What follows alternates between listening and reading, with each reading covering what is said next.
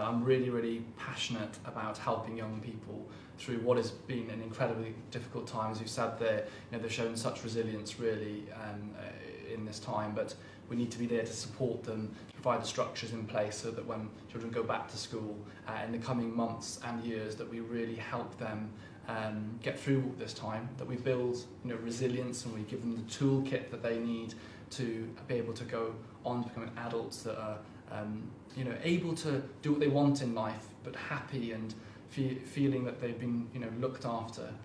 Everyone has mental health, and it isn't a bad word, isn't a bad thing. When you talk about physical health, think about sports, cardiovascular fitness, all these things. Mental health can be about resilience, about building yourself, about feeling positive, about mindfulness. It can be a really good thing, and that's what I want to do. We're bringing positivity. But the big flip that I like about what you're saying is, and the big switch is from thinking about mental health as a positive thing that we can all improve.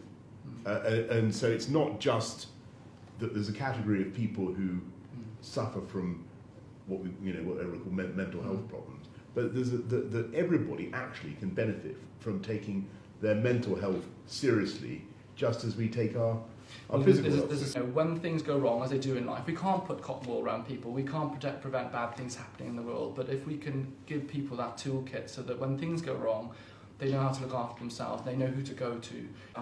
I lost my brother this summer. He was 19, about to go to medical school, and we were incredibly proud of him as a family. And sadly, he took his own life. And I think the pressures of this pandemic, played a big part. I'm so sorry. Thank you. About that, Alex. And I can only imagine what it must be like to lose a younger brother like that. And it's fantastic that.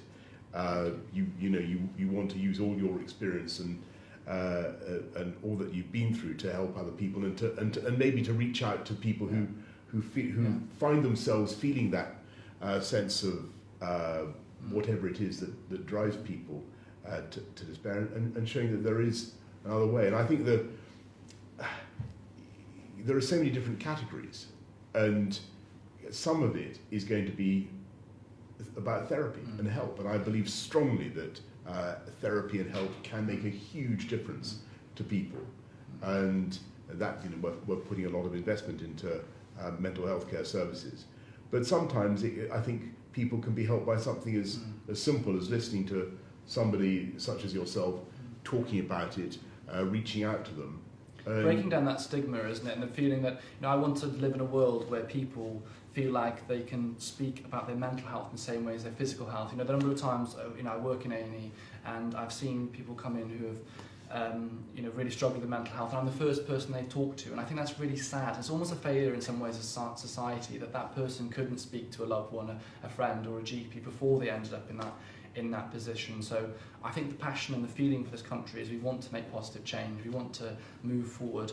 We have made some steps, clearly there is some positivity there with some of the change that are being made, but we've got further to go, and of course this pandemic means we've got so much work to do, and I'm hungry and I really want to help, and I feel very honoured to do this. Well, I hope I can help. It's fantastic that you're doing it. It's a massively important issue for our country. There are simple things that you can help to teach us all, and I'm very, very grateful. Thank you. Let's make some change. Thank you.